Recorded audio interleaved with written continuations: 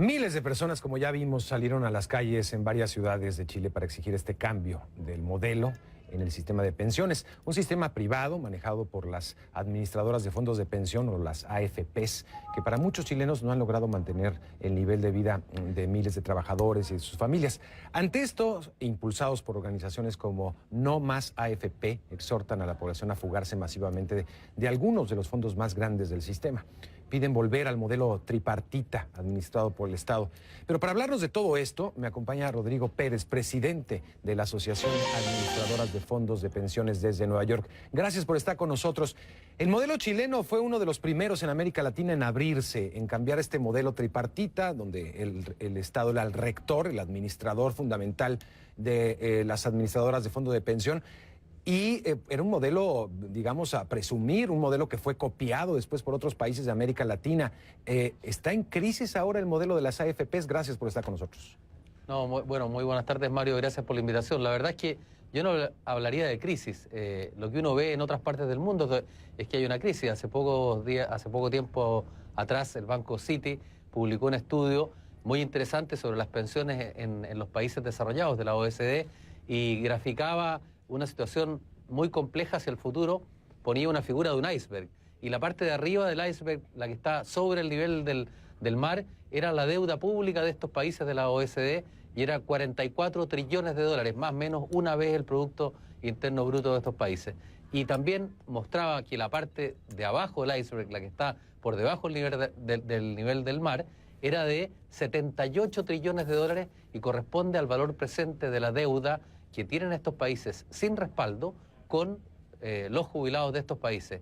Y esa deuda equivale a prácticamente 2 veces el Producto Interno Bruto de estos países. Y lo que ha ocurrido en el mundo es que los sistemas de reparto que funcionaron muy bien durante muchos años, mientras la pirámide de población lo permitía, han ido cada vez entrando en etapas más complejas, porque cada vez hay menos trabajadores en edad de trabajar capaces de financiar a los pensionados.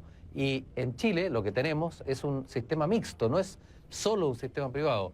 Hay una parte que administran las AFP, que es el ahorro de los trabajadores, que va a una cuenta individual, pero también hay un pilar solidario que fue reformado el año 2008 por la propia presidenta Bachelet. Y cuando uno mira la película global en Chile, lejos de una crisis, lo que tenemos es un sistema en la parte privada muy sólido. Hay 170.000 millones de dólares ahorrados que pertenecen a 10 millones de trabajadores chilenos, donde ellos han aportado cerca de 50.000, por lo tanto han triplicado sus inversiones. La tasa de interés real en estos 35 años de historia ha sido muy por sobre lo esperado. Sin embargo, bueno, uno se pregunta, si eso es así, ¿qué pasa? ¿Por qué la gente marcha en la calle? Claro, esa es la gran pregunta.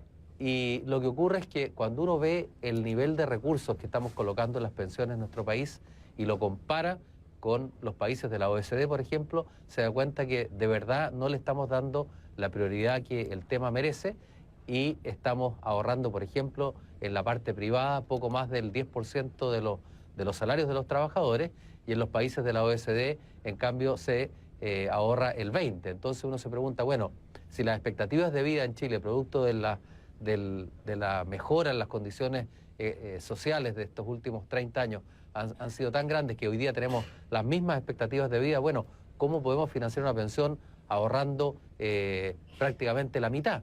Y ahí se da cuenta que tenemos un déficit muy grande. Lo mismo ocurre con los aportes estatales, donde Chile aporta, el Estado chileno aporta al pilar solidario apenas un 0,7% del PIB. Así que tenemos una serie de desafíos. Yo creo que tenemos que hacernos cargo de esas demandas por mejores pensiones, pero para quienes han tenido una buena historia laboral y han ahorrado permanentemente, las pensiones alcanzan a una buena proporción sobre las rentas que cotizaron, pero hacia el futuro la cosa se ve más compleja y por lo tanto se requieren cambios, y eso es lo que a lo que tenemos que abocarnos, a poner más recursos.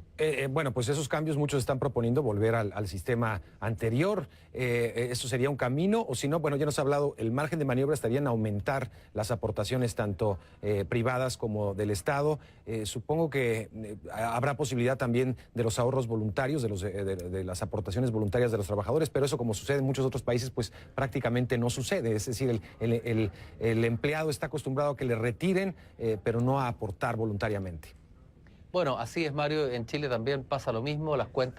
Hay un tercer pilar de ahorro voluntario que tiene incentivos tributarios y ahí aproximadamente hay 1 millón de trabajadores, es decir, solamente el 10% de los trabajadores tienen una cuenta de ahorro voluntario con el cual pueden mejorar su pensión con beneficios tributarios. Y eso es bueno y tiene que estar y hay que mejorarlo. Hay varias ideas para fomentar aún más el ahorro voluntario, pero como bien dices tú, el tema va por otro lado, por los recursos obligatorios. Y yo creo que en Chile, desgraciadamente, volver a un sistema de reparto no es la solución, porque así como han mejorado las condiciones de vida, también la proporción de trabajadores en etapa activa versus trabajadores jubilados va a cambiar radicalmente. En nuestro país hoy día están naciendo 1,8 hijos por mujer, el año 50 eran 5 y las expectativas de vida han aumentado de forma importante. Y eso hace que, según datos de CELADE, para 2050, esto es, en una generación más, en apenas 35 años más, vamos a tener menos de 2 trabajadores activos por cada trabajador pasivo. Y eso hace completamente insostenible un sistema de reparto y nos llevaría por un camino equivocado, que es el que sabemos que lleva a tener que aumentar las tasas de cotización a niveles que son completamente insostenibles o a grandes déficits fiscales, como lo que veíamos en este estudio del Banco Citi, donde mostraba esta parte de abajo del iceberg que equivale a 2 veces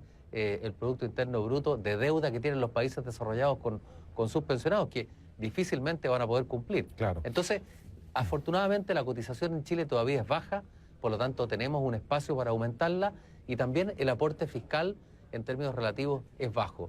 Y tenemos un gran espacio de mejora también en el combate a la evasión, en la obligación de cotización Eso de es los fundamental. independientes, etcétera, etcétera. Eso es fundamental, evasión, que incluso en algunos casos proviene incluso de las aportaciones que hace el propio Estado. Eso pasa en México, incluso también se pueden ver estos fenómenos. Estaremos muy pendientes, Rodrigo, porque el sistema de pensiones, como le he dicho, chileno, fue la punta de lanza en América Latina para una transformación y ahora muchos países siguieron esos caminos, fueron estudiados el caso chileno por muchos otros países que estaban tratando de hacer un cambio en su sistema de pensiones y ahora pues se ve con preocupación lo que está pasando. Rodrigo Pérez, presidente de la Asociación de Administradoras de Fondos de Pensiones de Chile desde Nueva York, muchas gracias y muy buenas tardes. No, muchas gracias a ustedes por la invitación.